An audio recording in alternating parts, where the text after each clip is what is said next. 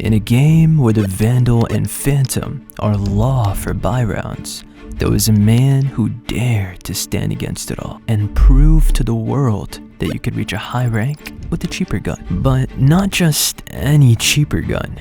We're talking about the classic. Yeah, a literal free gun that costs, well, nothing. There was a man who made it happen. And no, it's not Josh Secchi. So what was his name? Meet Royal G, a pro Valorant coach for Cloud9 turned streamer. He took on the challenge to go from a brand new account all the way to Immortal rank. And unlike my king Josh Secchi, he actually knows how to use the classic. They're standing.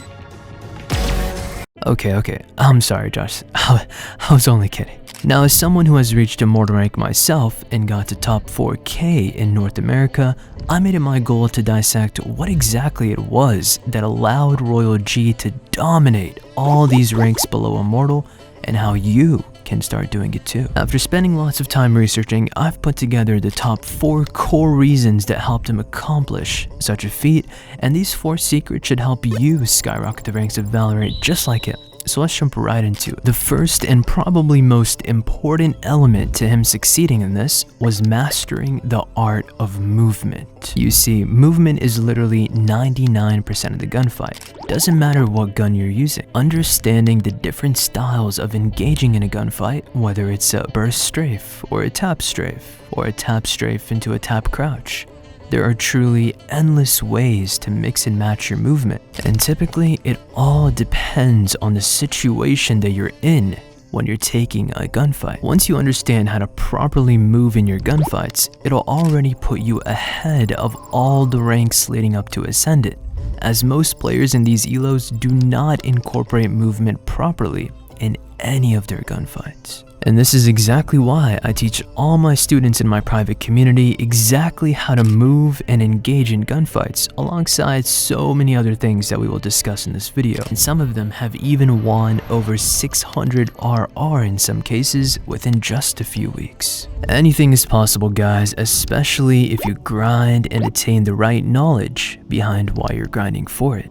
Which leads me into our second secret that allowed Royal G to reach Immortal with just a classic. Now, without the second concept, it would be virtually impossible for him to have completed the challenge. And that's why the second concept is understanding how to close the gaps. Many people take this concept at face value, but they fail to realize the deeper implications on how to go about it. You see, naturally it should be common sense that when using a gun like the classic, you need to get as close to the enemies as possible to, quite frankly, stand a chance. But when you have so many long-range angles that exist in Valorant, understanding how to close these gaps at a higher level can really set you apart from the other players in your elo. And of course, Royal G was a pro at this, using any utility to help him scale areas of the map where he couldn't scale otherwise is what allowed him to put himself in advantageous positions to win the majority of his gunfights.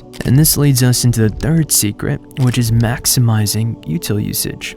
You see, the harsh reality is, if you're under Immortal rank, there is a really high chance that you don't use your util properly at all. Most players Ascendant and below don't actually understand the nuances of when and how to properly use utility. One of the biggest differences that I see between Radiant players and players under Immortal is situational util usage. Majority of the players in lower ranks only understand using util on a fundamental level, such as when taking the site or throwing a flash to clear areas, or maybe even having an entire book of lineups to counter the fact that they don't understand situational util usage. Most players in higher elo, however, understand the concept of situational util usage at a high level through all the reps that they have put in. Instead of relying on set plays and ranked, they understand how to reactively use good utility to different situations that might arise. And now that we've covered all 3 secrets before this, I want you to take a second to ask yourself what this could be. If we've covered fundamentals, util usage, scaling the map, then what is the final secret? Here, I'll give you a hint. It has to do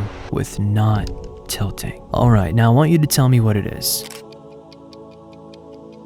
If you guessed having a strong mental, then congratulations, you just unlocked a free Swift Play VOD review. Just join my Discord, DM me the word Swift, and send me your favorite Swift Play VOD, and I will do an in-depth VOD review just for you and give you some pointers to help you out. But the reason why having a strong mental is on the list is because it's literally needed when trying to complete a challenge like this. You have to understand that he went through many setbacks, many times where he lost tons of RR, didn't perform well, and even had times where he had plenty of toxic teammates. And yet, he didn't allow any of this to stop him from achieving his goal, and you shouldn't either. Having a strong mindset and understanding that at the end of the day, everyone is just sitting at their desk, moving a mouse around and speaking into a microphone. No matter what anyone says, it's all online, and you should never allow negativity to ruin your day or take it personally at all. If you struggle with rank anxiety, then I highly recommend having a breathing routine and mindset check before you queue.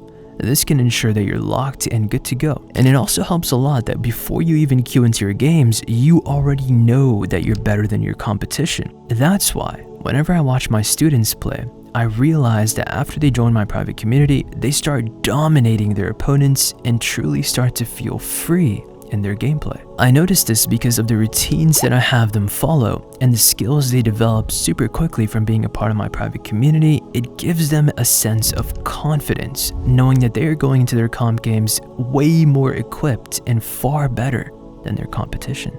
Now, if you made it this far into the video, it tells me that you're likely very serious about ranking up in Valorant and you're done wasting time. In that case, I highly recommend you check out my links below so you too can be a part of a growing community that is dominating the ranks of Valorant.